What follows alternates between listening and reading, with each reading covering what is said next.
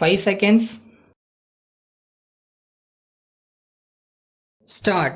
சட்டப்பேரவையில் மாவட்ட நிர்வாகம் குறித்த மானிய கோரிக்கையின் மீது ஓர் உறுப்பினர் பேசியதாவது: மாண்புமிகு தலைவர் அவர்களே, அவை முன் வைக்கப்பட்டிருக்கும் மானிய கோரிக்கையை ஆதரித்து சில வார்த்தைகள் சொல்ல விரும்புகிறேன். பல மாண்புமிகு உறுப்பினர்கள் மாவட்டங்களையும் தாலுகாக்களையும் கிராமங்களையும் சீரமைப்பு செய்து பிரித்தாக வேண்டும் என்ற கருத்தை தெரிவித்தார்கள். ஆனால் இது குறித்து என்னுடைய தாழ்மையான கருத்தை தெரிவித்துக் கொள்ள விரும்புகிறேன்.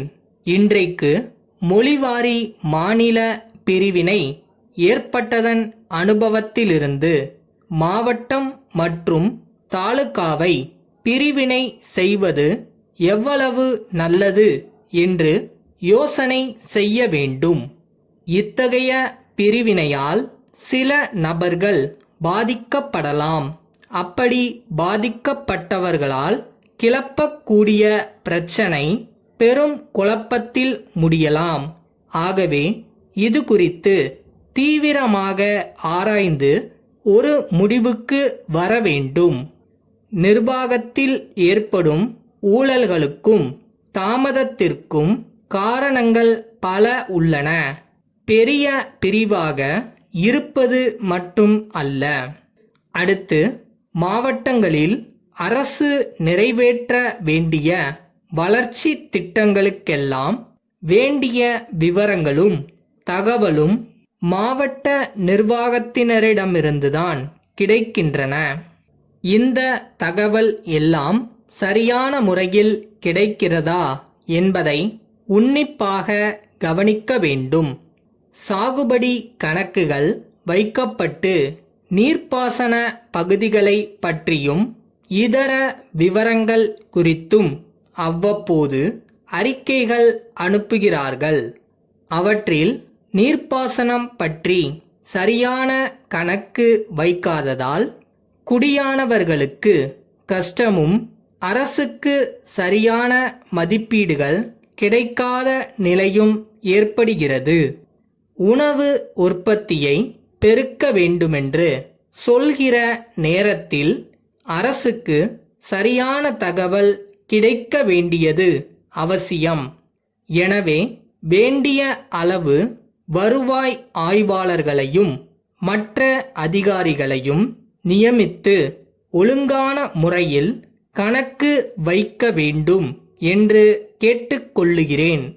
அடுத்து, கிராம மக்கள் ஜமாபந்தியின் போது செலவு இல்லாமல் நியாயமான முறையில் தங்கள் குறைகளுக்கு நிவாரணம் கிடைக்கும் என்று எதிர்பார்க்கிறார்கள். பட்டா மாறுதல், மறுப்பு இல்லாத நிலங்களுக்கு பட்டா கொடுத்தல் முதலியவை செய்து கொடுக்கப்படாமல் இருக்கிறது. பட்டா செய்து கொடுக்கும்படி அரசு ஆணையிட்ட நிலங்களுக்கு கூட பட்டா செய்து கொடுக்கப்படவில்லை. கஷ்டமின்றி பைசல் செய்யக்கூடிய பட்டாக்கள் கூட செய்து கொடுக்கப்படவில்லை. இதற்காக ஒரு தனி தாசில்தாரை நியமித்து மறுப்பு இல்லாத நிலங்களை பட்டா செய்து கொடுக்க வேண்டுமென்று கேட்டுக்கொள்ளுகிறேன். அடுத்து, மாவட்ட ஆட்சியர்களை மாற்றுவது குறித்து என் கருத்தை சொல்லுகிறேன். ஒரு காரியத்திற்கு ஓர் ஆட்சியர் ஓரளவு முடிவு செய்திருக்கும் நேரத்தில் அவரை மாற்றிவிட்டால் அடுத்த ஆட்சியர் வந்து இந்த காரியத்தை பார்ப்பதற்கு 1 மாதம் ஆகிவிடுகிறது. இம்மாதிரியான பெரிய அதிகாரிகளை 2 அல்லது 3 ஆண்டுகளுக்கு இடமாற்றம் செய்யக்கூடாது என்று கேட்டுக்கொள்ளுகிறேன். மதுரை முருகன் கூட்டமைப்பிலிருந்து சென்னை திருவாளர்கள் ஏழுமலை கூட்டமைப்பிற்கு எழுதும் கடிதம். அன்புடையீர், கொஞ்ச காலத்திற்கு முன்பு நாங்கள் ஒரு கடிதம் எழுதியிருந்தது.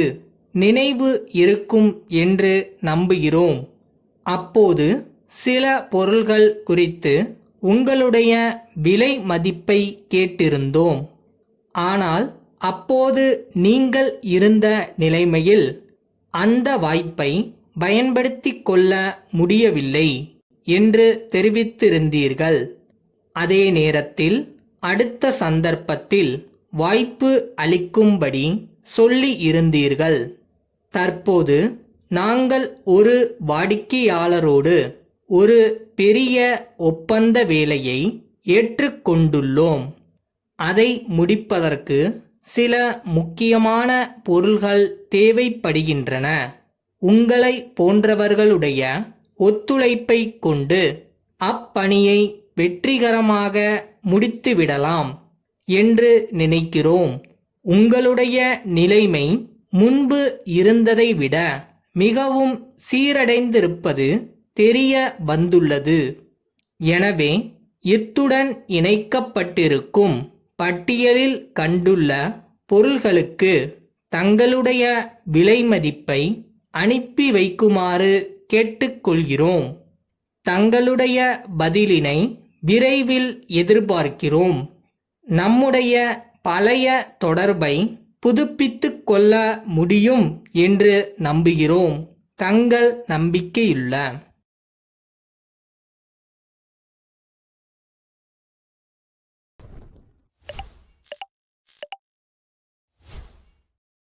எல்லாம் சரியாயிரும்ன்றது நம்பிக்கை, எல்லாத்தையும் சரி செஞ்சிடலான்றது தன்னம்பிக்கை. நமக்கு தான் ரெண்டுமே இருக்கே, அப்புறம் என்ன கவலை?